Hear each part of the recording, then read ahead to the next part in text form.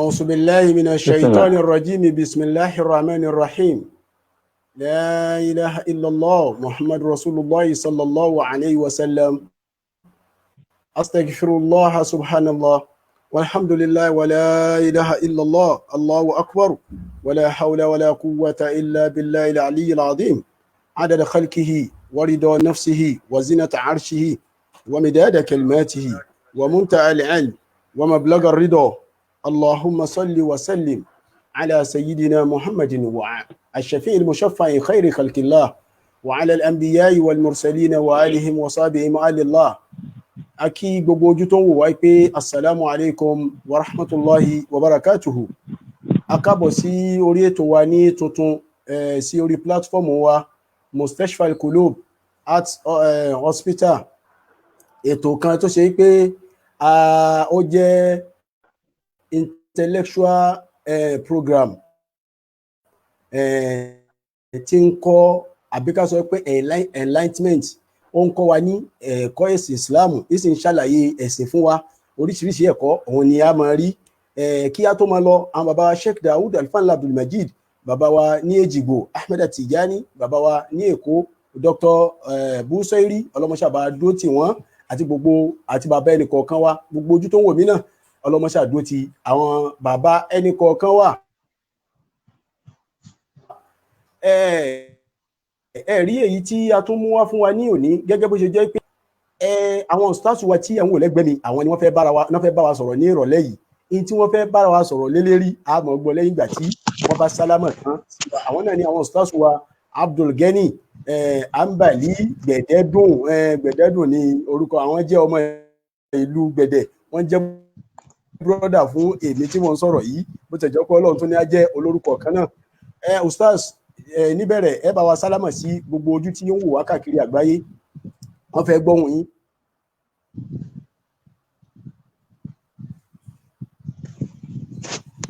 Ẹ bá wa sálámà sí gbogbo jàmáà. Hello, salamu alaikum. Tó nẹ́tíwọ̀kì gẹ́gẹ́ bí a ti mọ̀ bí ti máa ń ṣe nìyẹn nẹ́tíwọ̀kì ò bá ẹnìkan ṣe ọ̀rẹ́ tí nẹ́tíwọ̀kì tó bá bẹ̀rẹ̀ ṣe rẹ̀ ṣe mọ̀ pé àwa kọ́ la ní Ọlọ́run ọba ni ó ní àsìkò. Àwọn ustaz wa Abdulgani tí à ń wò yìí wọ́n jẹ́ ọ̀kan nínú àwọn ọmọ bàbá wa Sheikh Dawood Alfanla Abdulmajid ní ìlú Gbẹ̀dẹ̀ ní a ti bí wọn ibẹ̀ kódà Markaz Darus Salam ní ìlú Gbẹ̀dẹ̀ ibẹ̀ ni wọ́n ti ṣe ìdádí wọn nígbà tí wọ́n parí ìdádí níbẹ̀ wọ́n ṣẹ̀ wá sí Èkó ní Markaz Nurul Islam ibẹ̀ ni wọ́n fi Markaz Nurul Islam ṣe ilé ìgbé Markaz Ta'alim ti baba Sheikh Adam Abdullahi Al-Ilori ibẹ̀ ni wọ́n ti jáde Thanawi. Ustaz ẹ bá wa sálámà sí gbogbo ilé àwọn èèyàn retí sálámà yín wọ́n fẹ́ gbọ́hùn yín. Alaikum wa rahmatullahi wa barakatuhu. Wa alaikum salam wa rahmatullahi wa barakatuhu. Ohun wọn ní àní ẹ ti gbọ́ yẹn gẹ́gẹ́ bí ibi tí mo sọ̀rọ̀ wọn dé ìgbà tí wọ́n jáde Markazi àti ìgbà tí wọ́n ti jáde Markazi iṣẹ́ dáwà àwọn náà. Wa alaikum salam àwọn èèyàn ti gbọ́ ohùn yín wọ́n sì ti dáhùn wọ́n ti dá sálámà padà àwọn èèyàn ti dá sálámà yín padà káàkiri àgbáyé. So ìgbà tí wọ́n jáde Markazi wọ́n wá bẹ̀rẹ̀ iṣẹ́ dáwà ní pẹrẹwu iṣẹ́ dáwà gẹ́gẹ́ bá ṣe wá mọ̀ pé dáwà oríṣiríṣi etí ló ní oníkálukú tẹ́nìkan bá mú lọ́tún bí ẹnìkan ó mú lẹ́gbẹ̀ẹ́ àlàáfíà bí ẹnìkan ó dì mú wájú ẹnìkan ó dì mú lẹ́yìn gbogbo wa náà pátápátá à ń pèpè sójú ọ̀nà ọ̀tọ̀ lọ́hùn ni ọ̀nà tó oníkálukú ó fi pèpè òun ni kí òun ló yàtọ̀ síra wọn ọ̀nà táwọn ń gbà pèpè tiwọn ní pé wákà ni àwọn mójútó tí à ń pè ní al-unshudatul mahalliyya tọ́pìkì tí a wá fẹ́ sọ̀rọ̀ lórí ẹ̀ lónìí kó lè yé wa òun náà ni pé atharu al-unshudatul mahalliyya fi nashri da'watil islamiyya fi biladi Yorùbá òun ni wípé the impact of waka local poem in propagating Islam in Yorùbá land wípé kí ni ipa tí waka kó ní ìpèpè sí ojú ọ̀nà tọlọ́hun ní ilẹ̀ Yorùbá wa ìjó tiẹ̀ nípa kan tó kó in tí a fẹ́ sọ̀rọ̀ lórí ẹ̀ lónìí nù àwọn stars wa tí wọ́n fẹ́ bá wa sọ àwọn náà ni ẹ̀ ń wò lẹ́gbẹ̀ẹ́ mi yìí tó stars ọlọ́mọṣà bá wa ṣe gbogbo ẹ̀ ní ìrọ̀rùn fún wa ní ìbámu pẹ̀lú tọ́pìkì tí a mú yìí ìgbà tá a sọ pé wákà kí ni yàní ẹ jẹ́ ká bẹ̀rẹ̀ láti pé tàríf nígbà wípé tá a bá fẹ́ bẹ̀rẹ̀ nǹkan lọ́dọ̀ àwọn àfẹ́ ẹlẹ́kọ̀ọ́ àlàyé rẹ̀ náà ni táwọn èèyàn bá ti mọ tí ń jẹ́ wákà náà láṣẹ̀ṣẹ̀ wá mọ sọ̀rọ̀ lórí ní tá a fẹ́ sọ̀rọ̀ lé lérí gangan wípé àtàrífù bil unshudatil mahalliyya kí ni à ń pè ní wákà gangan, kí ni àwọn èèyàn kí ni náà gbà lérò, kí ni Yorùbá gbà lérò tí wọ́n tán bá sọ pé wákà kí ni ń jẹ́ bẹ́ẹ̀. Jazakumullahu khairan.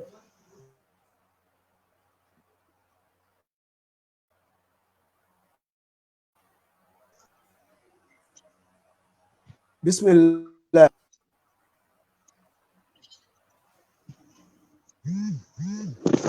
Hello. A'udhu billahi minash shaitanir rajim.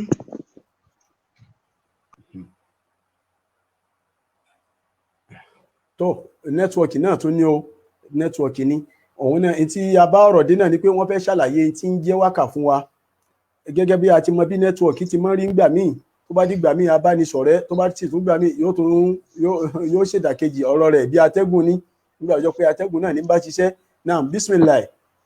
Kí là ń pè ní wákà? A'udhu billahi minash shaitanir rajim. Bismillahir rahmanir rahim. Wassalatu wassalamu ala ashrafil mursalin sayyidina wa maulana Muhammad wa ala alihi wa sahabihi wa sallim taslima. Amin. Tó adúgbò lọ́dọ̀ Ọlọ́run, àtúndá ọpẹ́ lọ́dọ̀ Ọlọ́run, àṣẹ ọpẹ́ lọ́dọ̀ Ọlọ́run. Gẹ́gẹ́ bí olùdarí ètò yìí àti olóòtú rẹ̀, Sheikh Alhaji Abdulgani Alfanla, kí Ọlọ́run kó jẹ́ kí a rí wọn pẹ́. Gẹ́gẹ́ bí ìbéèrè àti ohun tí wọ́n gbé síwájú èmi ọmọ kékeré, tí wọ́n jẹ́ tọ́líbù min tullabi Maulana al-Imam Sheikh Daud Alfanla Abdulmajid. Kò sì mọ̀ wípé ẹnu wọn gbóhùn díẹ̀ náà tí ẹ fẹ́ ká wí pẹ̀lú ọlá bàbá náà ni àti iyì wọn. Èyí tá a bá rí wí ń bẹ̀ tọ̀, Ọlọ́run kó fi sínú òṣùwọ̀n iṣẹ́ rí ẹnìkọ̀ọ̀kan wa. Gẹ́gẹ́ bí ìbéèrè torí àsìkò, a kí yín wa kí gbogbo ẹ̀yin tí ẹ mú Mustashfal Qulub lọ́wọ́, Ọlọ́run ní jẹ́ kó bàjẹ́ o, warfa'na makana aliyya. Àmín. Kẹ́límà wákà, tábàwo atharul unshuda al-maliyya fi nasri da'watil islamiyya fi biladi Yorùbá. Tábà kọ́kọ́ lọ nípa tàrífù wákà, a rí pé kẹ́límà wákà yẹn wọ́n ní instikọ́ọ̀kù kẹ́límàtul wákà, a rí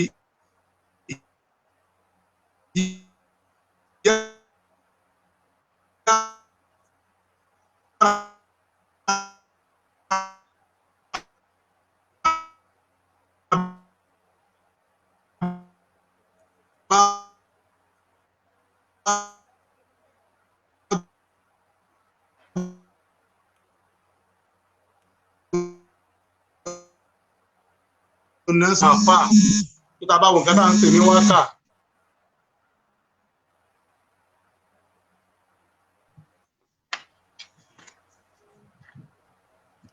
Tó network òun náà ni ó tún gbèsè rẹ̀ dé gẹ́gẹ́ bí tí wọ́n ń ṣe, wọ́n ti ń ṣàlàyé fún wa, pé wákà kẹ́límà kan tí wọ́n yọ láti bí wákà ni wípé wákà Yorùbá, gẹ́gẹ́ bí a ti mọ̀ pé Yorùbá wa gbogbo nǹkan pátápátá ẹ rí Imamu Sayuti Abdulrahman Jalaluddin ọlọmọṣẹ àbáwákẹ ìmáàmù inú àwọn àfa kọrùnù kẹwàá ní 9/11 náà ni ó ṣaláìsí, àfọ ológa ni, àfọ tẹfsiri ni, muhadithu ni, hafizu ni, gbogbo nǹkan ni. So àwọn inú àwọn tíra tí ọkọ tíra kan tí wọ́n pè ní al-Mudhir fi anwa'i lugati fi lugha al-Mudhir fi lugati wa anwa'iha. ẹ rí inú tíra yìí, inú jùsù tí ń bẹ lọ́dọ̀ tèmi al-Maktabatul al-Asiriyya, àwọn ni wọ́n tẹ̀ inú jùsù ẹlẹ́ẹ̀kejì ní kàràkàrà 320 sí 330-40 tó fi dé 80 pẹ̀lú. Kí ló ná kọ́ṣà ń bẹ̀? Ó ń sọ ọ̀rọ̀ ibi tí àwọn lughat àti lahjat àti alisunu, àwọn alisina ibi tí wọ́n ti pàdé pẹ̀lú ara wọn. Tá a bá sọ pé wákà lọ́dọ̀ nínú lugha míì nísìn, ó ṣeéṣe kó ní ìtumọ̀ míì. Gẹ́gẹ́ bí Yorùbá ṣe sọ pé àlàáfíà ní Lárúbáwá ń pè, àwa Yorùbá ní àlàáfíà. Ìsúnmọ́ yìí tí ń bẹ yìí, tá a bá wá ní wákà lọ́dọ̀ àwa Yorùbá, ó ṣeéṣe kí n tí Yorùbá, nítorí ìmọ̀ tèmi ò tó bẹ́ẹ̀, ó ṣeéṣe kó jọ pé nǹkan kan wà tí Yorùbá gbà lérò tí wọ́n sọ lọ bí wákà. Òun ni àwọn bàbá wa Ustaz Abdulgani, òun ni wọ́n ṣàlàyé lọ́wọ́ fún wa tí nẹ́tíwọ̀kì náà tí ó fi rebété. Kí ni tá a ṣàfẹ́ fàyọ ni wípé kẹ́ lè mọ̀ pé nígbà tí wọ́n sọ pé wákà yẹn òun ni pé nǹkan kan tá a mọ̀ ṣe mọ̀ pé tí yẹn bá ń kà èèyàn ó mọ̀ sọ̀rọ̀ náà ni kò ní dákẹ́ yóò mọ̀ wí nǹkan tá a sì rí pé wákà ní ó jẹ́ kinní kan wákà jẹ́ kinní kan shay'un àbí kí n pè ní kalimatun tujma'u fihi al-huruf wal-kalimat òun ni nǹkan kan tí wọ́n kó àwọn huruf arafi alphabetic tí wọ́n kó jọ síbẹ̀ wal-kalimat àti àwọn gbólóhùn tí wọ́n tó jọ arafi yìí wọ́n mú arafi a papọ̀ mọ́ bá papọ̀ mọ́ ta wọ́n wàá tó mọ́ra wọn wọ́n wàá tó bá ṣe mọ̀ pé tó bá ti tó papọ̀ mọ́ra wọn òun ó di kẹ́límọ̀ tí ń ṣe wọ́ọ̀dù yìí ni wọ́n wàá tó lọ́pọ̀lọpọ̀ wọ́n wàá tó mọ́ra wọn tó bá wàá tó papọ̀ mọ́ra wọn tí ó di pé yóò di tí wọ́n mọ̀ wá yọ̀ lẹ́nu yíyọ̀ tí wọ́n yọ̀ lẹ́nu yẹn òun ni ó ti di wákà tàrífù wákà náà nìyẹn bó tẹ̀ jẹ́ pé yóò ní tàrífù ní tí àwọn ustaz fẹ́ mú wá fún wa alaikum salam a rí pé nẹ́tíwọ̀kì yín ni ó lọ ẹ̀ ń bá sọ̀rọ̀ lọ́wọ́ pé kí ni tàrífù wákà.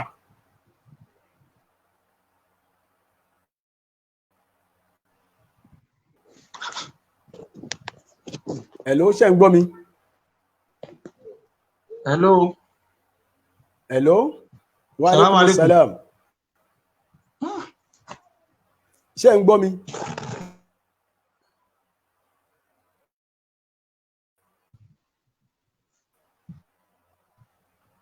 Salaam alaikum. Hello. Wa alaikum salam wa rahmatullahi wa barakatuhu. Ṣé ń gbọ́ mi? Èmi ń gbọ́ yín.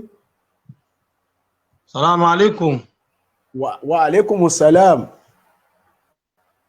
Wa alaikum salam wa rahmatullahi wa barakatuhu. Tó bí ó ti rí nìyẹn ọ̀rọ̀ àlàyé lórí wákà òun náà ni à ń sọ lọ́wọ́ wípé wákà nǹkan kan tí ó kó àwọn òrùfù àwọn álífábẹ́ẹ̀tì Yorùbá tó kó sínú tó sì kó àwọn kẹlmẹ́t òun ni àwọn gbólóhùn tó kó sínú kẹlmọ̀ méjì mẹ́ta gẹ́gẹ́ bí a ṣe rí àràfi lóríṣiríṣi tá a sì rí àwọn gbólóhùn náà lóríṣiríṣi tí ó di púpọ̀ òun náà ni a wà á tó jọ ẹnu mọ́ pé tá a bá wá fẹ́ pìrìsẹ́ǹtì òun tá a bá fẹ́ pìrìsẹ́ǹtì ẹ̀ yóò yàtọ̀ sí bí mo ṣe ń pìrìsẹ́ǹtì lọ́wọ́ yìí ẹ rí i pé mo ṣe ń sọ̀rọ̀ lọ́wọ́ yìí tí Yorùbá bá sọ̀rọ̀ Yorùbá ní ń sọ̀rọ̀ wọn ní ń kọ wákà wọn ní ń gbé ń ṣe ewì gẹ́gẹ́ bí ó ṣe jẹ́ pé wákà ewì ẹ̀ náà nínú àwọn àníwáhùn wákà ni wọ́n ní ń sọ̀rọ̀ bí mo ṣe ń sọ yìí sìn ọ̀rọ̀ ni mò ń sọ báyìí but wákà fúnra rẹ̀ nǹkan kan tí ó mọ rin ni tó ṣe pé a mọ rin lórí ẹ̀ a mọ ṣe bígbà tí à ń ṣe rin so yóò fẹ́ jọ orin àmọ́ ohun tó yàtọ̀ orin wákà dẹ̀ létí méjì tí ó mọ sábà mú wá lọ́dọ̀ àwọn àfáà tí wọ́n gbé wákà kalẹ̀ hello salamu alaikum ṣe ti hello ṣe ń gbọ́ mi hello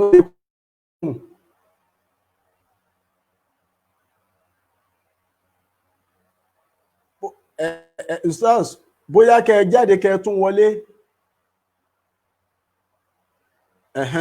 so gẹ́gẹ́ bí ọ̀rọ̀ wákàtí à ń sọ lọ náà nìyẹn wákàtí létí méjì lọ́dọ̀ àwọn àfáà kọ̀dímọ̀ ní wá hadith bó ti jọ pé ọ̀rọ̀ padà débẹ̀ ọ̀hún ni wípé àwọn wákà kan wà tó ṣe pé wọ́n ó bá wáàsí lọ tó ṣe pé wọ́n fẹ́ fi ṣe wáàsí ni ìyẹn dẹ̀ ní òun náà tún létí púpọ̀ inú ẹ̀ ó lè jọ pé wákàtí ó wà lásán tí wọ́n kàn kọ àbí kó jọ pé wákà kan tí ó jọ pé wọ́n yàní wọ́n àhàwálà rẹ̀ bí ayatin Qur'aniyya tó ṣe pé wọ́n múnú àyà Qur'ani ni wọ́n fi kọ́ àbí kó jọ pé min ahadith rasul nínú ọ̀rọ̀ anabi sallallahu alayhi wa sallam òun ni wọ́n sọ di wákà àbí kó jọ pé èyí tí ó àbí kó jọ pé èyí tí ó sọ tí ó jẹ́ pé wọ́n ò fi sọ̀rọ̀ lásán ní kò sí wọn kò ṣe pé wọ́n mú ọ̀rọ̀ kan nú alukurani kì í ṣe pé wọ́n mú ọ̀rọ̀ kan nú àdìsí wọ́n kàn máa sọ̀rọ̀ lọ bẹ́ẹ̀ lásán inú àwọn etí tí wákà ní nìyẹn èmi wá tó wá jọ pé àdúà ni yóò bá wá wọn wá gbé wá ládùúà ẹnu mọ́ pé bí wo orí ti wá ní ẹwà wo tẹ́rì pé ta bá lọ sínú àrùd lọ́dọ̀ àwọn àfò ní àrùd elmol àrùd ẹ rí i pé àwọn tẹ́fúnilà ta níbẹ̀ 16 ni ṣe rí bí ó ṣe jọ pé tẹ́fúnilà kọ ilé àrùdù àwọn báàrù àwọn bùhúrù tó wà lábẹ́ yàtọ̀ bẹ́ẹ̀ náà ni àwọn bùhúrù tó wà lábẹ́ wákà náà yàtọ̀ gẹ́gẹ́ bá àárí wákà míì tó bá wá fèrò lọ tó ṣe pé mùfáàlà tó ń fa àwọn lóní ọba àlọ́bẹ̀ ìmí ìwà tó ṣe pé kámìlù lọ́ba lọ ìmí ìwà tó jẹ́ pé báàrù rogers ni ìmí ìwà tó jẹ́ pé bọ́sìtù ni bí ó ti rí nù àwùzánù albuhuru tí mo dákọ tán sí àwọn nínú àrùdù yìí bẹ́ẹ̀ náà lórí nínú wákà tí ìjọ pé tá a bá débẹ̀ ẹ padà gbọ́ gbogbo tí mo sọ yìí yóò padà yé wa ẹ rí nǹkan bí wákà dẹ̀ ṣe bẹ̀rẹ̀ ó ti bẹ̀rẹ̀ lọ́dọ̀ àwọn tí wọ́n ti kọjá àmọ́ a rí ẹgbẹ́ wákà látọ̀dọ̀ bàbá Sheikh Daoud Alfa Ńlá Abdulmajid ọlọ́mọṣà jẹ́ kí a rí wọn pẹ́ nínú tírà tí mo mú dání gbogbo ẹni tí ó bá ní ilé àní and bìlẹ̀yìn dìlmíàwì ẹ lọ wọnú ẹ̀ ní page 6 àti page 7 bàbá ńgbà tí wọ́n ń sọ̀rọ̀ báwo ni dáwà Sheikh Adamu ṣe bẹ̀rẹ̀ wípé ta ni Sheikh Adamu fi ṣe ẹni tí wọ́n ń wò tí wọ́n fi ṣe dáwà wọn wọ́n ní fàkánà Sheikh al-Ilori ìdáhùn tọ́bọ̀ ẹ̀ wọ́n ní bàbá Sheikh Adamu wọ́n ní àwọn ọ̀pọ̀lọpọ̀ nǹkan tó ṣe pé àwọn ni wọ́n bẹ̀rẹ̀ rẹ̀ wá ìbùtìkárì sẹ̀lẹ̀ kan tí wọ́n sì jọ pé wọ́n máa jábàálẹ̀ àwọn oríṣiríṣi mọ́níájù ni wọ́n ń ṣe ìjábàálẹ̀ rẹ̀ wọ́n ní fàkánà Sheikh Adam wọ́n ní bàbá Sheikh Adam jẹ́ nìkan tó ṣe pé ìkìbálù nas yàní yajma'u bayna al-asalati wal hadatha wọ́n mọ mọ́níájù wọn lórí àwọn àfáà tí wọ́n ti lọ àti àwọn àfáà tí wọ́n ń bẹ tí wọ́n jẹ́ mu'asiru wọn tí wọ́n jọ lògbà mimma sa'ama fi ikbali nasi wa ijabi bi uslubi manhajihi kíní yẹn ló mú ọ̀pọ̀lọpọ̀ ni wọ́n fi dà síbi pé ṣé Sheikh Adamu ní ṣe wá sí àwa náà fẹ́ gbọ́ nítorí wọ́n mọ̀ pé wọ́n jama'a bayna al-ams wal-yawm wọ́n ní wa kana rahimahullahu yubrizu manhajahu fil wa'zi min khilal an-niqat at-taliya wọ́n ní Sheikh Adamu wọ́n lo mọ́níájú wọn lórí àwọn nǹkan tí mo fẹ́ sọ yìí wọ́n wá bẹ̀rẹ̀ sí kà àkọ́kọ́ tí baba Sheikh Adamu baba Sheikh Daoud Alfa Abdulmajid tí wọ́n kọ́ kanu tíra tí mo fi hàn yìí darí ìsìn wọ́n ní al-istifta òun ni bí Sheikh Adamu ṣe máa bẹ̀rẹ̀ òun ni pé usnu al-istifta wọ́n ní Sheikh Adamu ní kéèyàn bẹ̀rẹ̀ nǹkan kó wà òkè wọ́n ní bíbẹ̀rẹ̀ tó good starting òun ni wọ́n pè bẹ́ẹ̀ wọ́n ní òun ni pé àlìjámù bayna al-manhaj al-qadimi al-muta'arif alayhi wal-jadid òun ni pé wọ́n mú manhaj àwọn àfáà tàná àti tòní wọ́n wá kó papọ̀ bayna wa'asi biladi Yorùbá láàrin àwọn àfáà tí wọ́n ń ṣe wáàsí ní ilẹ̀ Yorùbá bayna bayna wa'asi Nàìjíríà àtàwọn àfáà tí wọ́n ń ṣe wáàsí Nàìjíríà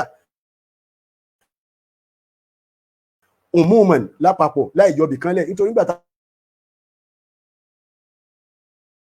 níbi Yorùbá a mọ̀ sọ pé àwọn tí wọ́n ń sọ Yorùbá kódà elédè míì náà tájọ wà ní Nàìjíríà òun náà ti kó síbẹ̀ wọ́n ní òun ni wá ní wípé wàhùn wọ́n ní àwọn àfáà yìí wàhùwà istifta'uhum al-wa'dha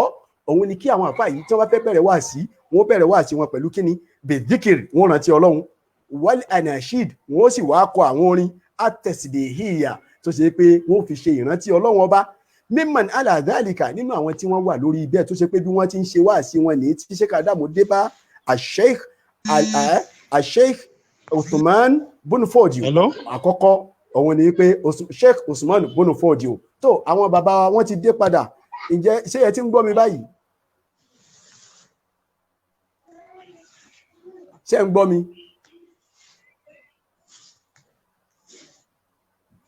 hello ṣé ń gbọ́ mi. Salamu alaikum. Ṣé ń gbọ́ mi? Wa alaikum salam wa rahmatullahi wa barakatuh. Ṣé ń gbọ́ mi? Salamu alaikum. Sheikh Usman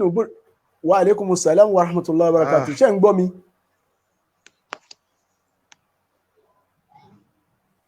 tó wọ́n ní Sheikh Usman Bun Fodio Sheikh Usman Bun Fodio dẹ̀ ní ọmọ Sokoto ni wọ́n ní tó bá fẹ́ bẹ̀rẹ̀ wá sí yóò dá wákà àwọn lédè Haúsá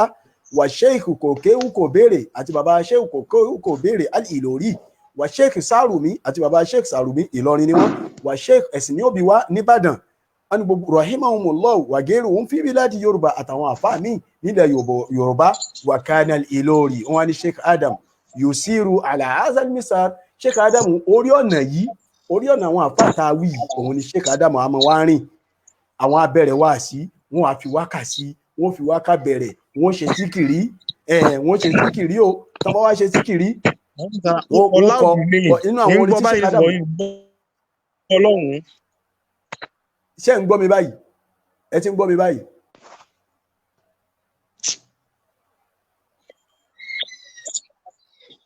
Gbọ́ báyìí rí ní nǹkan gbọ́.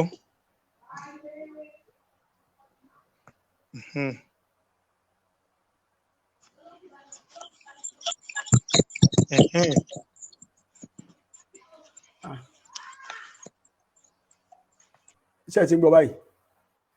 Alhamdulillah. Tó ọ̀rọ̀ tẹ́ ń sọ lọ́wọ́ òun náà ní pé báwo ni wákà ṣe bẹ̀rẹ̀ kí wípé kí là ń pè ní wákà.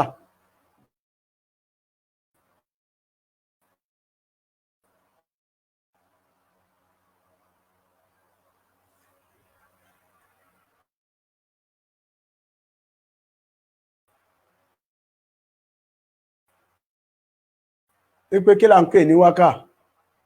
Máìkì yín ti mútu o.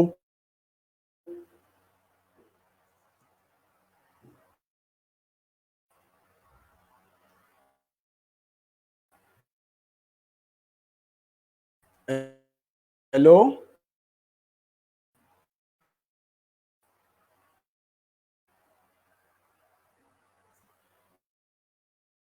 Máìkì yín ti mútu.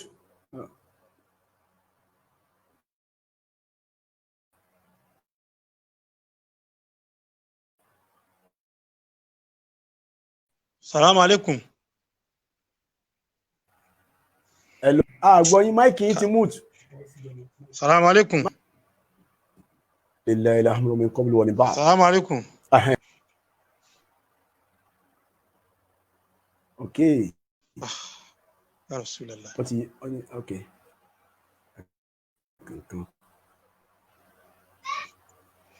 Alaikum salam. Ó yá. Salaam alaikum. Wa alaikum salam. Ó yá. Mo ti rí open rẹ̀. Salaam alaikum. Ṣé ẹ ti ń gbọ́ báyìí? Salaam alaikum. Wa alaikum salam wa rahmatullahi wa barakatuh. Ṣé ń gbọ́ mi?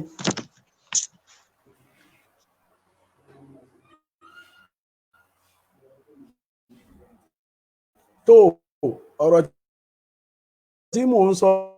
lọ, wọ́n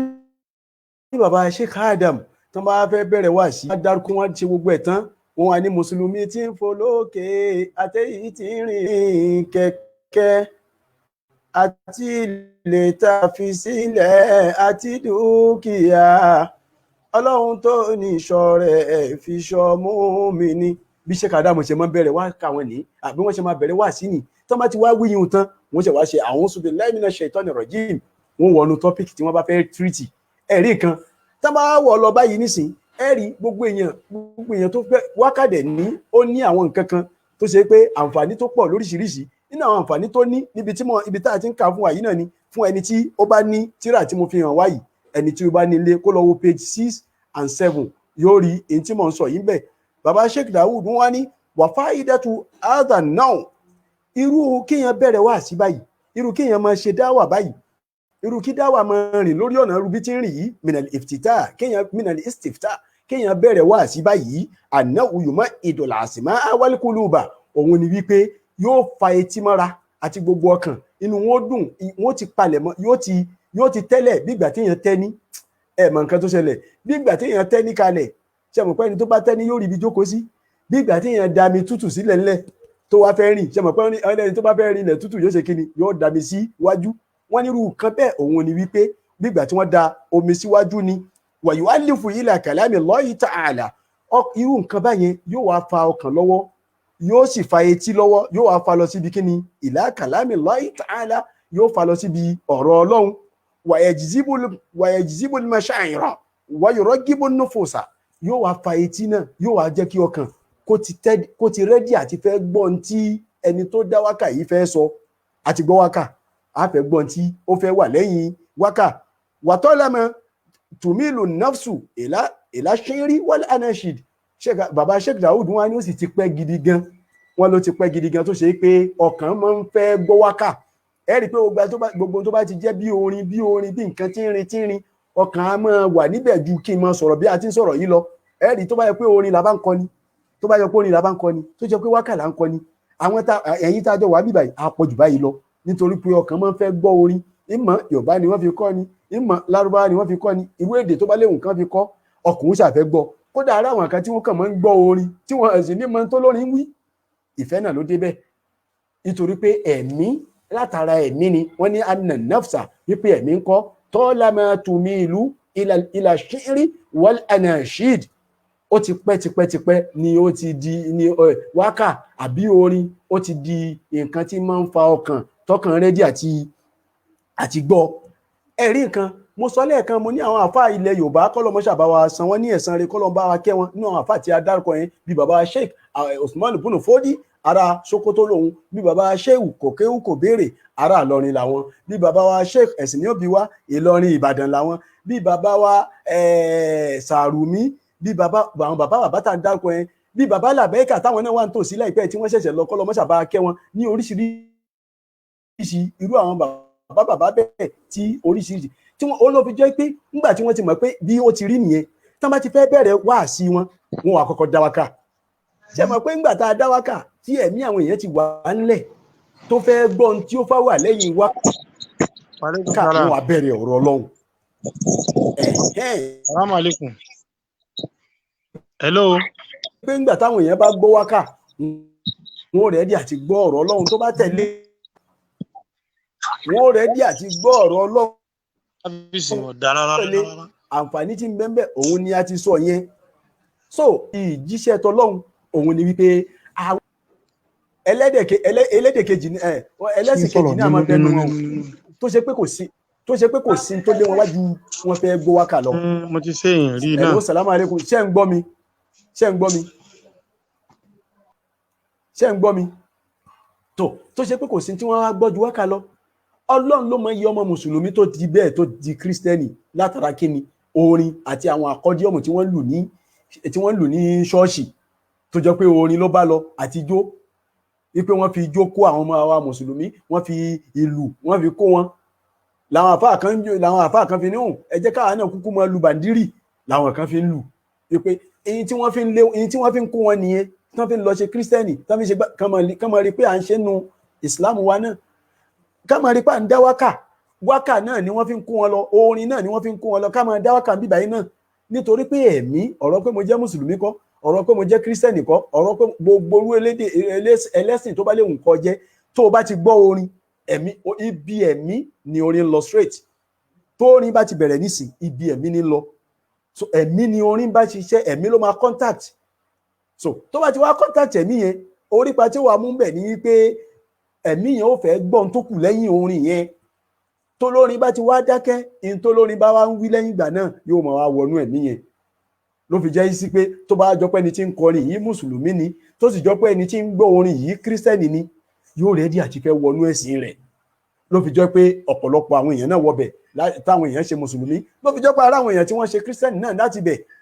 tó ṣe pé orin yìí ni ó fà wọ́n lọ ẹ̀rí nǹkan kó lè já sí pé ọ̀rọ̀ tí mò ń sọ kó kàn mọ́ jọ sí pé à ń sọ̀rọ̀ lásán ni a rí nínú àwọn àpá tó ṣe pé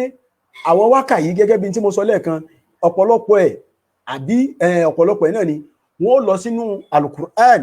tán bá lọ sínú alukur'ani wọ́n wá lọ mú àyà kan nínú alukur'ani so àyà yìí òun ni wọ́n wá mú tí wọ́n wá sọ di wákà nírú bẹ́ẹ̀ èyí tó wà nítòsí mi òun ni èyí tí baba Sheikh Adam Abdullahi Ali Ìlọrí tí wọ́n dá ẹ̀rí nísìn wákà ni o àmọ́ wáàsí ni wọ́n fi ń ṣe wọ́n ní kọlọ́hún ó lè gbàrún wa kọlọ́hún ó lè gbẹ̀sìn wa kọlọ́hún ó lè gbẹ̀sìn wa kọlọ́hún ó lè gbàrún wa ká fi wà rere pẹ̀lú ẹ̀sìn kọlọ́hún ó lè gbẹ̀sìn wa ẹ̀rí nǹkan wọ́n ní ká ṣe àlìjámù bayna dín wal akhlaq al akhlaq wa dín ká ṣe jámù ká kó ẹ̀sìn àti ìwà ká kó papọ̀ orin ni wákà ni àmọ́ kí ni wáàsí ni Ọlọ́run ló mọ iye ẹni orin tí mo ti kọ́ yìí Ọlọ́run ló mọ iye kírísítẹ́nì tó mọ̀ ní Nàìjíríà kírísítẹ́nì ni o àmọ́ mọ̀ kírísítẹ́nì ẹ gbọ́ mi dáadáa bá kírísítẹ́nì ni o ẹlẹ́bọ ni o àmọ́ mọ̀ ó mọ wákà yìí nítorí pé orin kí ni mo ló ń contact ẹ̀mí ọkàn ibi ọkàn ibẹ̀ ni ó lọ irú nǹkan bẹ́ẹ̀ òun ni èyí tá a rí lọ́dọ̀ bàbá Sheikh Daud Alfa Labdul Najid náà táwọn náà kọ wọ́n ní rọ́jú ṣe dáadáa fọ́lọ́hun rẹ rọ́jú ṣe dáadáa fáwọn òbí rẹ rọ́jú ṣe dáadáa fáwọn ará rẹ rọ́jú ṣe dáadáa fáwọn ọ̀rẹ́ rẹ káyé lè dára fún ẹ kọ́run ó lè dá káyé lè dára fún ẹ kọ́run ó lè dá ọ̀rẹ́ mi ẹ̀rí nǹkan orin ní o àmọ́ wà sí ni wọ́n ní ṣe dáadáa fọ́lọ́hun ṣe dáadáa fọ́lọ́hun ṣe dáadáa fáwọn òbí ẹ ṣe dáadáa fẹ́bí rẹ ṣe dáadáa fárá rẹ ṣe dáadáa fáwọn ọ̀rẹ́ rẹ wákà ní lóòótọ́ nàám linakul anahu wákà náà wákà ni àmọ́ kí ni wà sí ni táwọn èèyàn bá wá gbọ́ báyìí wọ́n wá rẹ́dí àti tẹ̀lé ní tí wákà yẹn ń sọ so eléyìí ni èyí tó jọ pé wákà tí wọ́n kàn kọ ẹ wá jẹ́ àlò èyí tó ṣe pé ọ̀rọ̀ Ọlọ́run ni wọ́n sọ yára tí wọ́n sọ di wákà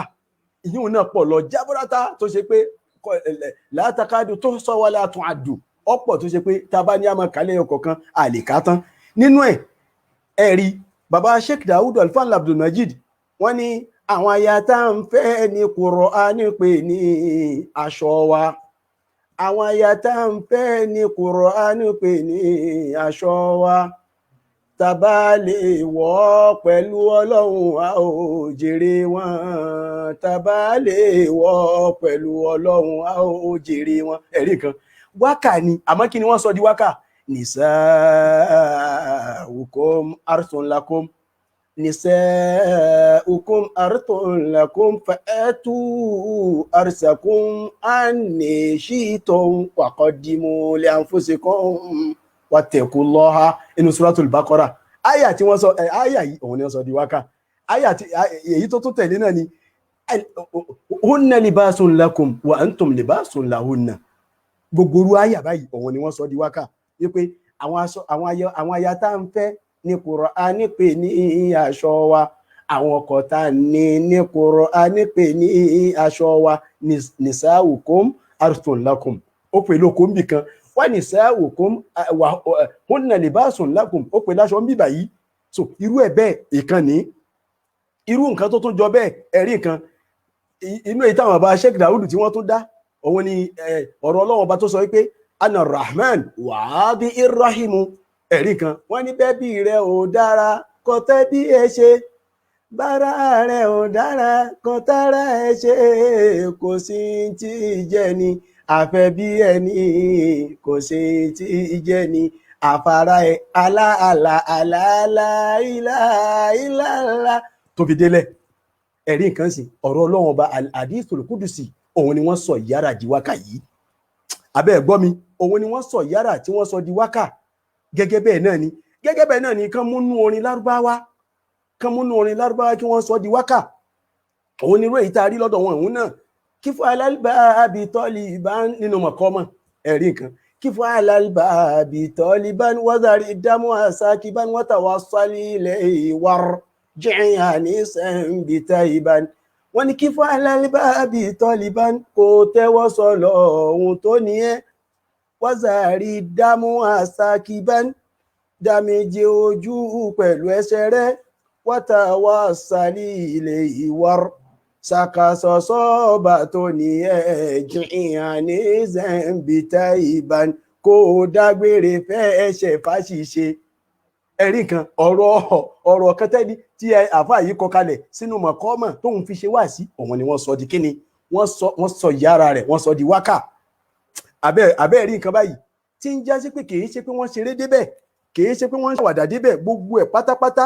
gbogbo wákà yìí pátápátá ló ní tí ń sọ ló lọ́rọ̀ tí ń sọ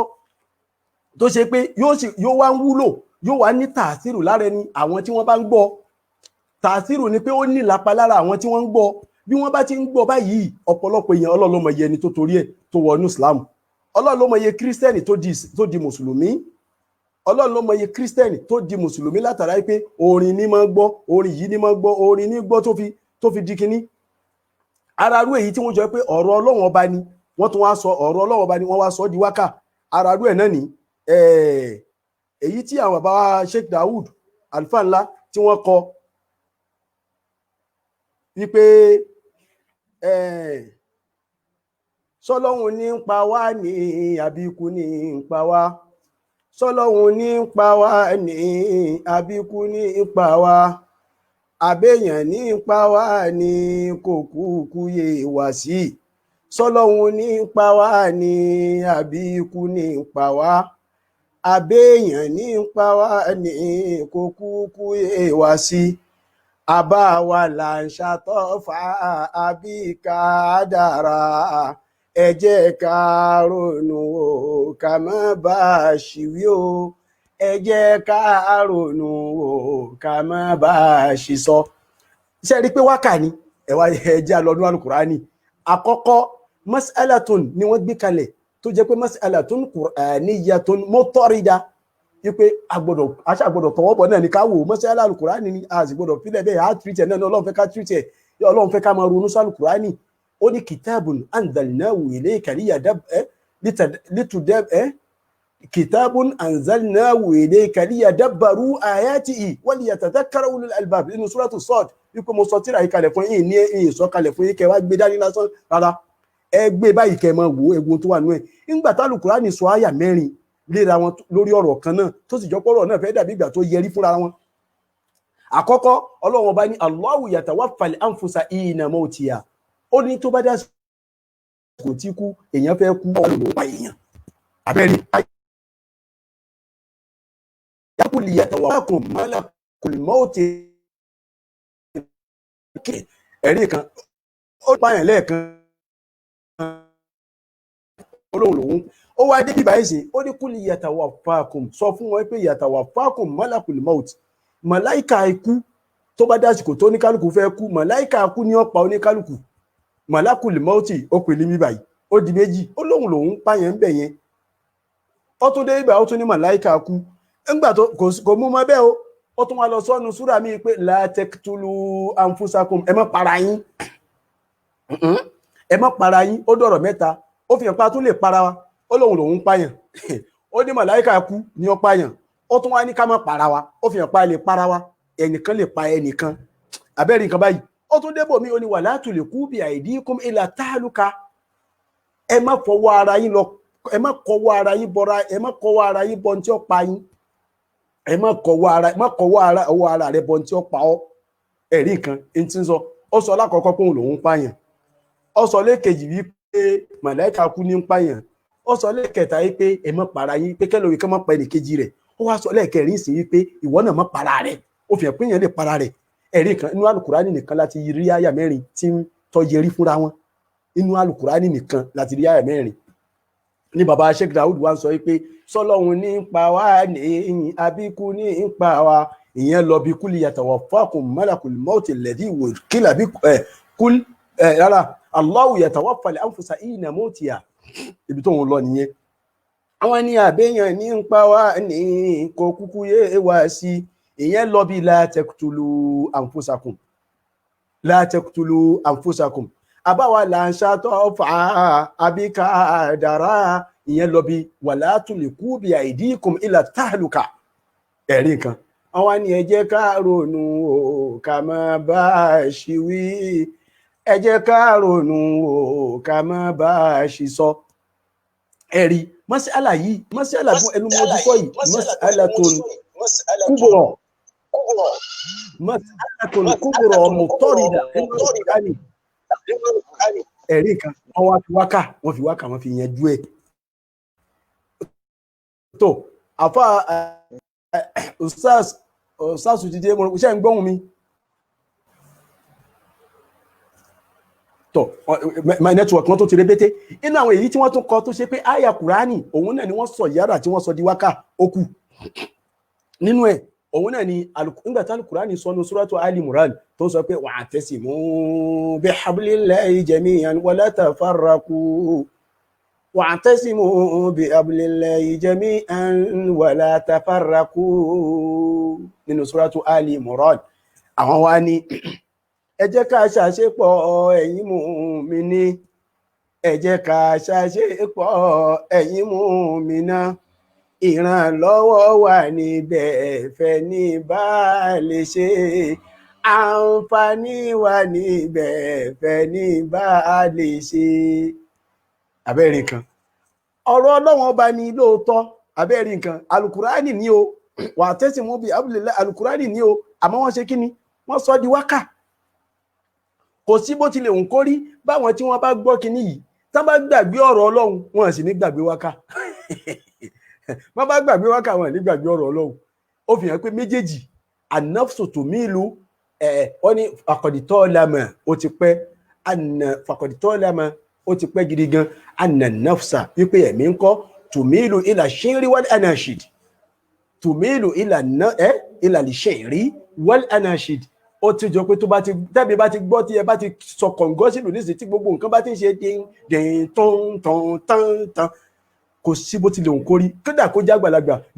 bó ṣe kó fojú wo bẹ̀ lásán yóò ṣe sárikọ́tù làáìn sárikọ́tù nazara yóò ṣe lọ síbẹ̀ yìí pé kí ni ń dún kí ni orin kí ni wọ́n ṣẹ́fẹ́ kọrin ni yóò wo bẹ̀ kò sí bó tilẹ̀ ń kórí. Nínú èyí táwọn bàbá tún kọ a kò wá lórí sí nígbà tó rọjò pọ̀rọ̀ wákà náà ni à ń sọ òun ọ̀rọ̀ lárúbáwá kan tí wọ́n kọ wípé àyà tọ́líbánà mẹ́ ìfádàrífà ìnàmà tìlábùkà àdá lílìmùnà yàtàkàtàrù àyà tọ́líbánà mẹ́ ìfádàrífà ìnàmà. Wọ́n ní ìwọ tó ń wówó dákun wá ní pẹ̀lẹ́pẹ̀lẹ́ tìlábùkà àdá lílìmùnà yàtàkàtàrù. Owó tó ń wá kì í ṣe tí dààmú lè rí ìkójọ. Wọ́n ní wà ní lítà bílíyù sí rí kún fí muhsina káti ẹ̀pọ̀ rówó dákun fowó ọ̀hún ṣẹ̀tọ́.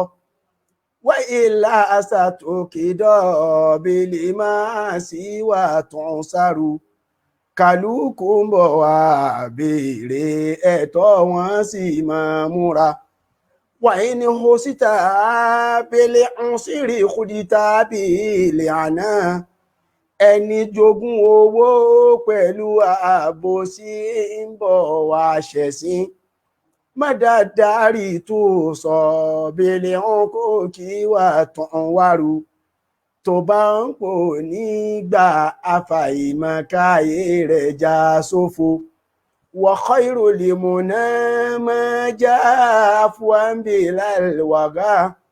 Oore tí kalẹ̀ lèyí tí kò ní rọ́ pẹ̀lú àbòsí nú. Wa khairul munama afwan bilal waga. Oore tí kalẹ̀ lèyí tí kò ní rọ́ pẹ̀lú àbòsí nú. Àwa kì í bò Mahamuda tó ń fi tó ń lọ́rù. Ìgbẹ̀yìn rẹ̀ á dá á sì tún ládùn àlóyin. Ẹ̀rí kan bóun ti lọ ní kò sí bó tilẹ̀ òun kó rí bí mo ti ń kọ́ yìí ẹ̀mí bẹ́ẹ̀mi kírísítẹ́nì bá gbọ́ bẹ́ẹ̀mi ẹlẹ́bọ bá gbọ́ bẹ́ẹ̀mi ọmọdé bá gbọ́ bẹ́ẹ̀mi àgbàlagbà bá gbọ́ bẹ́ẹ̀mi obìnrin bá gbọ́ bẹ́ẹ̀mi ọkùnrin bá gbọ́ yóò fẹ́ wò pé kí ni wọ́n ń wí kí ni wọ́n fẹ́ sọ lẹ́yìn wákà yẹn. Kíní yìí gbogbo wákà yìí làwọn àfáà wa panupọ̀ náà wá ń ṣe pé ok ẹ jẹ́ a rí pé ibi tẹ́mi àwọn èèyàn lọ nìyẹn ẹ jẹ́ bá wọn lọ ibi tẹ́mi wọn lọ yẹn á wá ti ibi tẹ́mi wọn lọ yẹn á wá fi wọn wá síbi ọ̀rọ̀ Ọlọ́run á wá fi wọn wá síbi ọ̀rọ̀ Ọlọ́run tán bá wá kálù Kùránì wọn yọ wá kàlábẹ́ rẹ̀ tán bá kàdíìsì wọn yọ wá kàlábẹ́ rẹ̀ ẹ̀rí kan inú ká kàdíìsì gbogbo ilé tá a sọ láti ẹ̀kan sí àyà Kùránì ni àbí ẹ̀gbọ́n mi àyà Kùránì ni ẹ já lọ bí àdíìsì Rasul sallallahu alayhi wa sallam ìgbà tá Nabi sallallahu alayhi wa sallam ó ní egitenim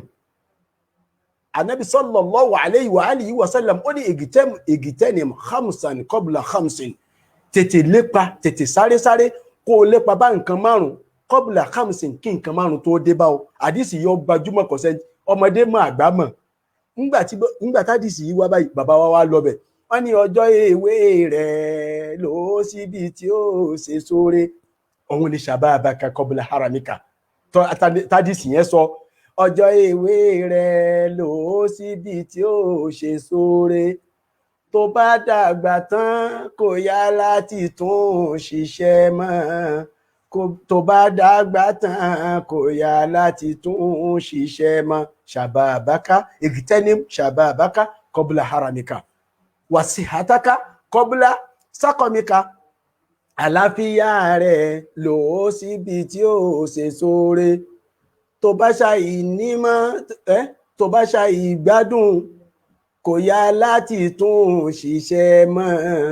tó bá ṣàìgbádùn kò yá láti tún ṣiṣẹ́ mọ́.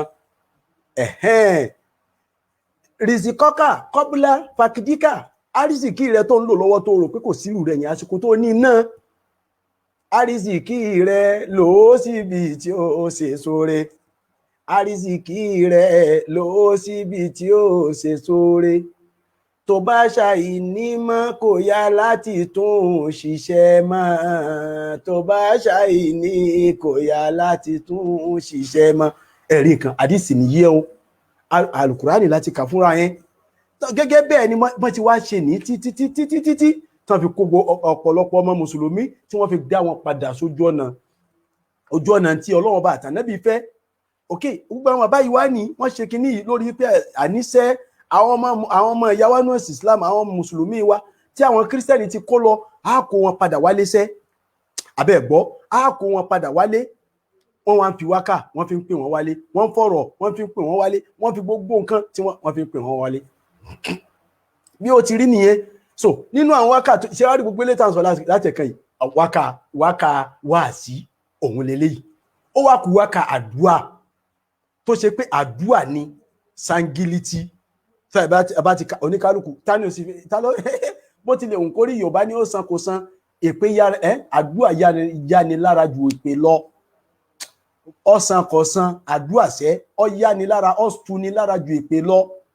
Tán bá ti bẹ̀rẹ̀ wákàtí tó bá ti di wákàdúà kò sí ọ̀rọ̀ pé kírísítẹ́nì ló ń dakọ́ ọ̀rọ̀ pé ẹlẹ́sìn báyìí ní dakọ́ oníkálukú sáré tẹ́wọ́ ni àmì o àmì o àmì o. Kódà àìmọye àwọn wákà míì tó ṣe pé àwọn ìmọye àwọn orin mímọ́ tó jọ pé ìwọ tó jẹ́ mùsùlùmí náà ó tó máa kọ́ ẹni tó sì kọ́ kírísítẹ́nì ni kírísítẹ́n tone sì ló fi kọ́ àmọ́ nígbà tó jádùá o lè má wí. Irú ẹ̀ jẹ́ fún yín lápòjúwe kan orin tí wọn náà mọ̀ ni ìwọ tó ń wò mí pẹ̀lú ojú rẹ̀ òun ni ọdún lọ sópin o bàbá mímọ́ gbogbo èèyàn ní kọ́ Nàìjíríà nísìn kírísítẹ́nì ń kọ́ mùsùlùmí ń kọ́ ẹlẹ́bọ ń kọ́ oní aládìní ọ̀ ń kọ́ ẹni tí ó jẹ́ pé kò lẹ́sìn kan òun náà ò ń bá wọn kọ́ ọdún lọ sópin ò bàbá mímọ́ nísìn ṣé kírísítọ́nì mùsùlùmí ni rárá o orin àwa mùsùlùmí kọ́ àmọ́ kí ni àdúà ni àdúà ni fanafsu ẹ má gbàgbé kọ́ yídà tá à ń lò látẹ̀kan òun ni pé inna nafsa tọ́lámà tùmílù ila ṣẹ́rẹ̀ wal anashid. Bàbá Sheikh Dawud náà sọ bẹ́ẹ̀ wà á bí i qa'idatun wípé anna nafsa tọ́lámà tùmílù ila ṣẹ́rẹ̀ wal anashid. Ó ti pẹ́ gan tó ṣe pé ẹ̀mí ọmọ ànábì Adam ibi tó bá ti ń gbọ́ orin tó ti ń gbọ́ tí nǹkan rin ibẹ̀rẹ̀ mi rẹ̀ á máa lọ. So ẹ wá já lọ sọ́dọ̀ àwọn àfà èyí tí wọ́n fi ṣàdúà tó ṣe pé àdúà ni ẹ̀rí kan èyí tá a bá lọ́dọ̀ àwọn bàbá tiwa ní tó já máa dákọ̀ bàbá wa náà ní pé tó àwọn ni wọ́n tọ́ wa. So ẹlẹ́kejì tó ní pé ìyí tí wọ́n tọ́ wa lé lórí nù wọ́n ní Ọlọ́run dákun àwa ń bẹ̀ ọ́ má ṣe wà lẹ́ni àríkò ṣe ẹ̀rí kan Ọlọ́run dákun àwa ń bẹ̀ ọ́ àdúà nù afẹ́ bẹ̀ lọ́hùn tí àwọn kọ́ta bá ti ṣe tó ta fẹ́ bẹ̀ lọ́hùn kí láti àtẹ́wọ́ tàbá ìsì tẹ́wọ́ kí là ń ṣe à ń retí gbígbàdúrà Ọlọ́run àsìkò tá a ti ń retí gbígbàdúrà kí là ń ṣe ń gbà à ń ṣàdúrà ni. Ọlọ́run dákun àwa ń bẹ̀ ọ́ má ṣe wàhálẹ̀ ní àríkò ṣe gbogbo bí ọ̀rọ̀ wa kù sí dákun tètè bá wa tún bẹ̀ ṣe o dákun tètè bá wa tún bẹ̀ ṣe. Abẹ́rẹ́ nǹkan wọ́n àmọ́ kí lọ pé bó ṣe ibi owó lọ̀rọ̀ bá kù sí nítorí owó náà ni owó ni problem everybody láyé ń sìn ibi owó lọ̀rọ̀ bá kù sí dákun tètè bá wa tún bẹ̀ ṣe o dákun tètè bá wa tún bẹ̀ ṣe àlàáfíà lọ̀rọ̀ bá kù sí dákun tètè bá wa tún bẹ̀ ṣe o dákun tètè bá wa tún bẹ̀ ṣe níbi ọmọ lọ̀rọ̀ bá kù sí dákun tètè bá wa tún bẹ̀ ṣe o dákun tètè bá wa tún bẹ̀ ṣe ibi ìmọ̀ lọ̀rọ̀ bá kù sí dákun tètè bá wa tún bẹ̀ ṣe o dákun tètè bá wa tún bẹ̀ ṣe àgbọ́yé lọ̀rọ̀ wa kù sí dákun tètè bá wa tún bẹ̀ ṣe o dákun tètè bá wa tún bẹ̀ ṣe gbogbo bí ọ̀rọ̀ wa kù sí dákun tètè bá wa tún bẹ̀ ṣe ò dákun tètè bá wa tún bẹ̀ ṣe. ẹ̀rí nǹkan àdúrà nìyẹn. kò sẹ́ni tí ó gbélé bí mo ti wí yìí, bó jẹ́ kírísítẹ́nì yóò ṣàmì, bó jẹ́ lẹ́bọ yóò ṣàmì. gẹ́gẹ́ bẹ́ẹ̀ ni wọ́n ṣe wá kó àwọn èèyàn, wọn kó wọn wá. tán bá ti wá dá wákà yìí tán sẹ́ ibẹ̀ ní ìmọ̀ padà sí. tán bá ti dá wákà tán wọn wá kọ̀rọ̀ Ọlọ́run bá bọ̀ ipe Ọlọ́run, wọn wá sọ tọ́ Ọlọ́run bá sọ ipe Ọlọ́run fi á ṣe báyìí, Ọlọ́run fi á ṣe báyìí, Ọlọ́run fi á ṣe báyìí. lẹ́mí àwọn èèyàn bá máa wá àmì àwọn èèyàn bá máa wá síbi tọ́lọ́, wọ́n fẹ́ máa gbọ́ wá sí. látara bẹ́ẹ̀ wọ́n wá bẹ̀rẹ̀ sí di mùsùlùmí, làwọn èèyàn wá bẹ̀rẹ̀ sí ṣẹ̀sìn. nínú tí wọ́n tún ṣe tó jàdúà òun ni Ọlọ́run jẹ́ á lè máa sìn ọ́ o, àmín. Ọlọ́run jẹ́ á lè máa sìn ọ́ o, àmín. Ọlọ́run jẹ́ á lè máa bẹ̀ ọ́ o, àmín. Ọlọ́run jẹ́ á lè máa tẹ̀lé tiẹ̀ ká tún tẹ̀lé tòjíṣẹ́ rẹ̀ nínú ìkẹ́ pẹ̀lú dẹ̀ra táyà tọ́mọ, nínú ìkẹ́ pẹ̀lú dẹ̀ra táyà tọ́mọ. Ọlọ́run jẹ́ á lè máa bẹ̀ ọ́ o, ibẹ̀ ni ẹ̀bẹ̀, òun ni dùá. Ọlọ́run jẹ́ á lè máa sìn ọ́, òun ni al-ibada. Ọlọ́run jẹ́ á lè máa tẹ̀lé tiẹ̀, àtọ́ àníyẹn ká tún tẹ̀lé tòjíṣẹ́ rẹ̀, àtọ́ àná ni. àkọ́kọ́ ń jẹ́ tán àtullah, ẹlẹ́kejì ń jẹ́ tán àtur rasul. nínú ìkẹ́ pẹ̀lú dẹ̀ra àtàyà tọ́mọ, nínú ìkẹ́ pẹ̀lú dẹ̀ra àtàyà tọ́mọ. àwọn ẹ̀dá kan wọ́n ń fẹ́ tiẹ̀, wọ́n ń fẹ́ tiẹ̀. àwọn mìíràn wọn ò fẹ́ tiẹ̀, wọn ò fẹ́ tiẹ̀. àwọn ẹ̀dá kan wọ́n ń ṣe tiẹ̀, wọ́n ń ṣe tiẹ̀. àwọn mìíràn wọn ò ṣe tiẹ̀, wọn ò ṣe tiẹ̀. Ọlọ́run dákun àwa ń fẹ́ tiẹ̀, àwa ń fẹ́ tiẹ̀. Ọlọ́run dákun jẹ́ á ṣe tiẹ̀, jẹ́ á ṣe tiẹ̀. nílé ayé pẹ̀lú ọ̀run wá dá wa lọ́lá, nílé ayé pẹ̀lú ọ̀run wá dá wa lọ́lá. ẹ̀bẹ̀ rí kan ẹ̀rí mo ti ń wí ní tí ń dùn yẹn nísìnyí. ẹni àmì àmọ́ sàmì ni àmìnà àmìnà gbogbo etí tí bá gbọ́ yóò mọ̀ ṣe kí ni àmìnà àmìnà. Ọlọ́run ló mọ iye ẹni tó ti bẹ̀ wọnú Islam. tá a sọ pé kí ló lè wá gbogbo wa kàkàn tí wọ́n dá lónìí tó dùn gidi gan, àdúrà ni wọ́n ṣe tó ti bẹ̀ tó ṣe Islam. so irú ẹ̀ náà èyí tó gbajúmọ̀ lọ́dọ̀ àwọn àfà òun ni máa ṣe ìlà ṣe mọ́, gbogbo wa láti mọ̀, gbogbo èèyàn ló mọ̀. bọ́n bá parí kódà ó lágbára débi pé díẹ̀ ló kù káwọn èèyàn máa dá mi òkú ṣẹ̀wọ̀n pé òkú ló kú tá a sọ pé tó ọlọ́mọṣàbá ṣẹ́rú ẹ̀ mọ́ o, ọlọ́mọṣàbá ṣẹ́rú ẹ̀ mọ́ o. tán bá ṣe tán tí wọ́n dìde díẹ̀ ló kù tí wọ́n fẹ́ máa dá èyí tí mo wí sí tí wọ́n fẹ́ máa wí níbi òkú pé máa ṣe ìlà ṣe mọ́. so kẹ́ lè mọ bí wákàtí rí àti àtharu rẹ̀. ìtumọ̀ ẹ̀ ní wípé orípa tó mú nínú ad-da'watul islamiyya, àtharu al-unshudatil ma'aliyya fi nashri ad-da'watil islamiyya, òun ni ìta ń sọ̀rọ̀ lé lórí. òun ni pé kí lórípa tó kó. orípa tó kó náà ni pé àwọn èèyàn wọ́n tara ẹ̀ wọ̀ Islam. ààrẹ ni tó tara ẹ̀ wọ́n ti ẹ̀ pọ̀ tó ṣe pé tí wọ́n torí ẹ̀ tán fi wọ̀ Islam nìyẹn. kódà kẹ́ ẹ̀ lè mọ bọ́rọ̀ wákàtí rí ẹ̀rí nǹkan èyí tá a dáǹsì tá a pè ládùúà ẹ̀rí nǹkan. ẹni tí ń wò wá nǹkan ló ṣàmì yìí, òun ni mo fi sójú screen yẹn ẹ̀rí nǹkan. Ustaz Lukman àwọn ni wọ́n ń ṣàmì yẹn nítorí pé wọ́n mọ̀ pàdùà ni. tẹ́lẹ̀ bá ti ṣàmì yẹn bẹ́ẹ̀ ni kírísítẹ́nì ó ṣàmì, bẹ́ẹ̀ ni ẹlẹ́bọ ó ṣàmì, bẹ́ẹ̀ ni ẹlẹ́bọ lóògùn òun náà ṣàmì, nítorí ó mọ̀ pàdùà ni. fàdùn àwùlé jẹ́ mi gbogbo èèyàn ní àdúà. so inú ẹ̀ náà ni ká sọ pé má ṣe ìlà ṣe mọ́ tí wọ́n bá ṣe kó mọ́ tán. wọ́n ṣe kó mọ́ tán tí kò mọ́ dùn, wọ́n ṣe ìkómọ lẹ́yìn náà wọ́n ṣe kíni tí wọ́n bá kọ́lé, tí wọ́n bá sílé ibi tí ìsílé ibi ìkómọ àbẹ́nìkan lọ ájì àbí wọ́n ń ṣe dáadáa kánú àwọn dáadáa tí èèyàn ṣe láyé tán bá wá ṣe tán fẹ́ mọ́ lọ wọ́n ní máa ṣe ìlà ṣe mọ́ gbogbo àwọn tó wà fẹ́ ṣe àmín máa ṣe ìlà ṣe mọ́ Allah ọba jẹ́ àṣẹ púpọ̀ láyé máa ṣe ìlà ṣe mọ́. ẹ̀rí kan àdúrà nìyẹn nísìnyí. so bí ó ti rí nìyẹn. Ọlọ́run ló mọ iye àwọn èèyàn tí wọ́n tara bẹ́ẹ̀ tí wọ́n fi wọnú Islam. báwọn àfáà ti lò náà ni wípé wọ́n ti rí pé ókè ibi tẹ́mi àwọn yẹn lọ ní ẹ̀já bá wọn lọ́bẹ̀ àwọn èèyàn wa àwọn àfáà wa lọ́bẹ̀ bámú àwọn àfáà kó tó dásìkò Sheikh Adam àwọn láti dákọ̀ yẹn Sheikh Usman gbónú Fọ́dí Sheikh ẹ̀sìn ní òbí wa Sheikh kò béèrè Sheikh Sàrùmí àti bàbá wa táwọn náà lọ láìpẹ́ yìí àwọn náà ni bàbá wa Làbáíkà tí wọ́n gbajúmọ̀ nílùú Ìlọrin pẹ̀lú wákà àwọn náà orípa tiwọn náà ni bàbá Sheikh Daoud Alfan Abdulmajid orípa bàbá Sheikh Daoud Alfan Abdulmajid ni ustaz ta pè wá lónìí àwọn náà ni ustaz wa Abdulgani Ambali Gbẹ̀dẹ́dùn tí wọ́n bá tẹnubọ wákàǹsì àní lọ mọ́ ọlá nẹ́tíwọ̀kì tí ó rí bí ó ti rí tí ò jẹ́ kí a lè gbádùn wọn jù bẹ́ẹ̀ lọ so kó má bàa bọ́lẹ̀ òun lélẹ́yìí àwọn gẹ́gẹ́ ni à ń retí ọ̀rọ̀ ní ẹnu wọn so inú ẹ̀ náà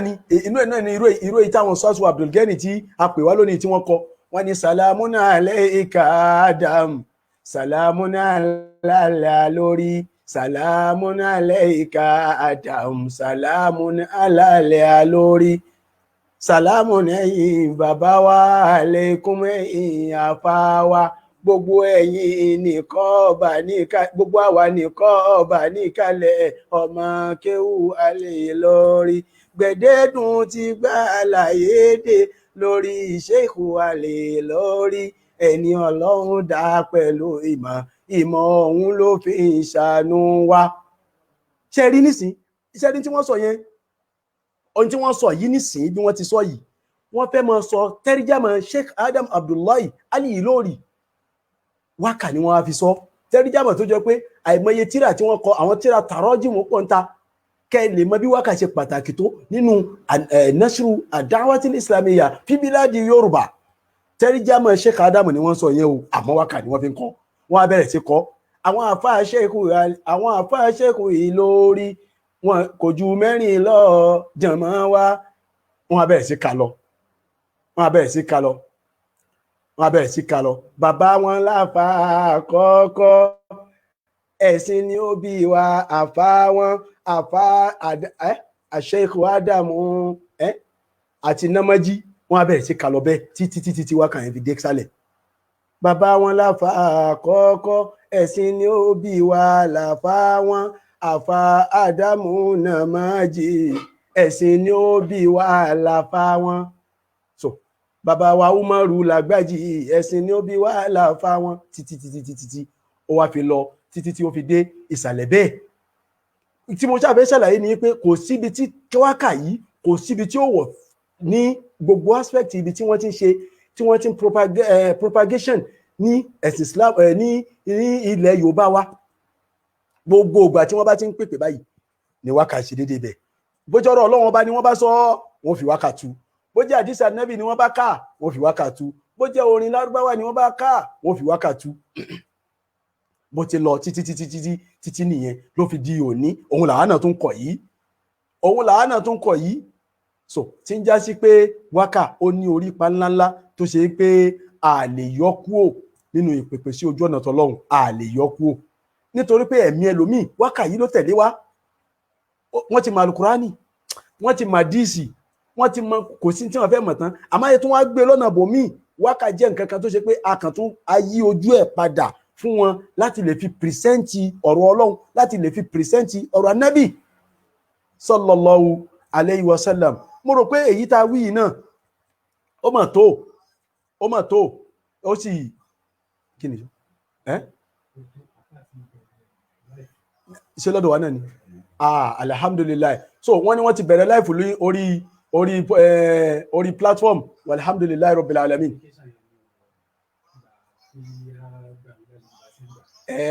application ni wọ́n lóhun ló ṣe bẹ́ẹ̀ wọ́n ti wá ṣe lọ́mbẹ̀ yẹn alhamdulillah rabbil alamin sáwọn yẹn ti jọ yẹn àwa tí àwa ń bí báyìí ẹjọ́ a lè jọ yìí wọn ní orí ibẹ̀ yẹn ní orí Mustashfa al-Qulub ibẹ̀ náà ni wọ́n ti ń bá ètò náà lọ kí á jọ yìí wọ́n bẹ̀ jazakumullahu anna kullal khair wassalamu alaikum wa rahmatullahi wa barakatuhu.